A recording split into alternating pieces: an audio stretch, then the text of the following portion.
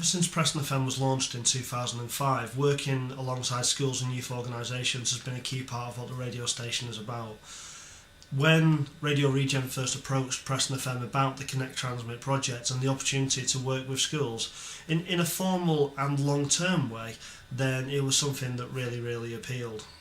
We have our own, the national curriculum gives us a sort of prescriptive way of assessing national curriculum levels. It's broken down into lots of different things, how formally you speak in the right situations, audiences and purposes, that kind of thing. So we're marking levels based on, it's called Assessing Pupils' Progress, APP. Speaking and listening is worth 20% of the students' GCSE grade. Now, before they get into the GCSE classes, they have very little opportunity to practice those skills, which obviously count towards their final grade. In terms of the Year 9 students, they simply have to have a discussion at the end of the year, which they'll be graded on, or levelled, as it's called in Year 9. So before then, we have very little opportunity whatsoever with the pressures of the curriculum to practice speaking and listening skills. We just expect them to be able to deliver it. I think the radio gives them a more practical way of doing it. Instead of standing up in a class and talking about the person you'd most like to have a one-to-one with, which is the kind of thing we normally do, they know when they go into the radio, they don't think that they're being assessed in terms of speaking and listening. It's a different function altogether, and that sort of assessment function doesn't, for them, feel like it's part of it. So it's more natural, I suppose. Yeah, obviously, because you talk in front of people. When you do like your GCSEs, you have a speaking one, obviously in English. It'll help because you feel more confident to be able to do that.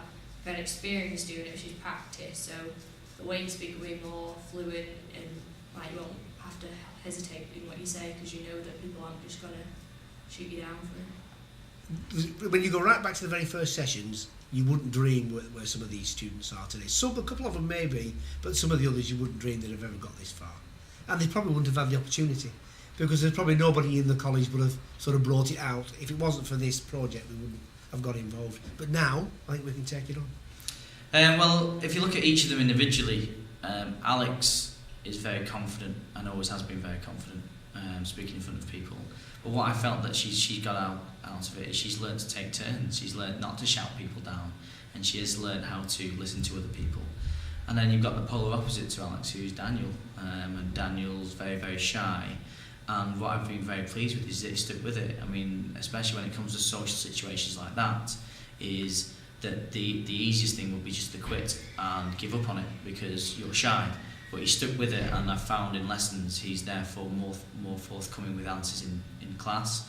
He's got to know obviously the girls that are in his class as well, and also he's not really afraid to come and speak to me as his teacher. So I found that it's helped the relationships from that point of view as well.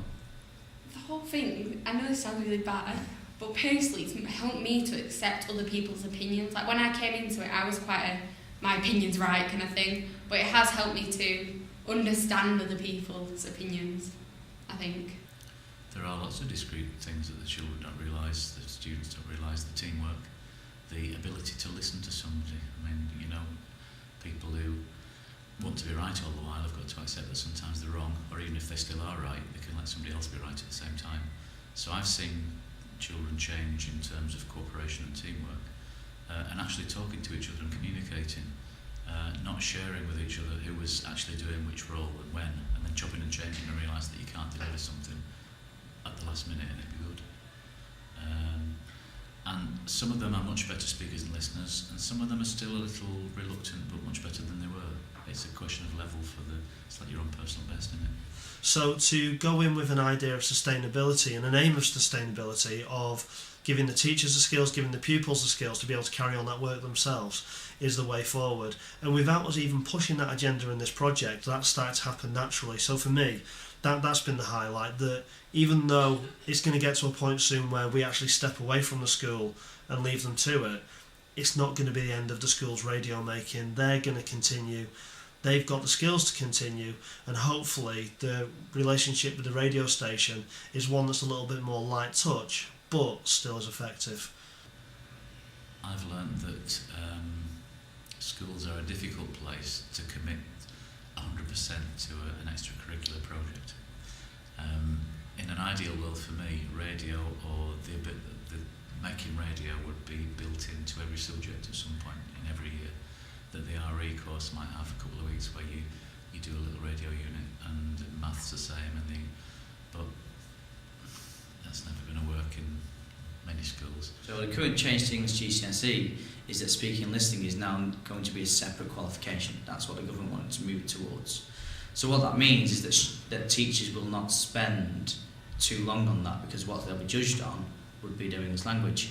If it was worked into their English language grade, if it was part of the English language grade, which it is at the moment, I would like to see it be part of the curriculum. That this is a way of delivering. This is 6 weeks. This is a term's worth of work.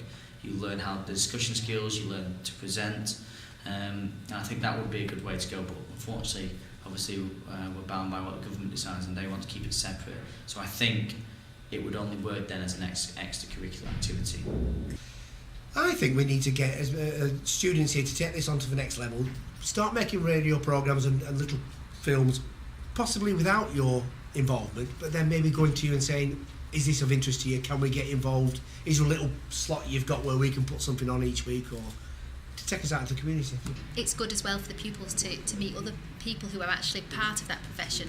You know, not just, they don't feel then that it's part of, it becomes more distinct from school. It's sort of a more fun activity, an enrichment activity, as opposed to, this is part of my English lesson. Knowing you're going to be on the radio, like, that's pretty cool. 13 and you're on the radio. Tell them that they'll be on the radio. Doing shows like The Professionals. All kids get shown by professionals. All kids want to be famous. They say they don't, but they all do.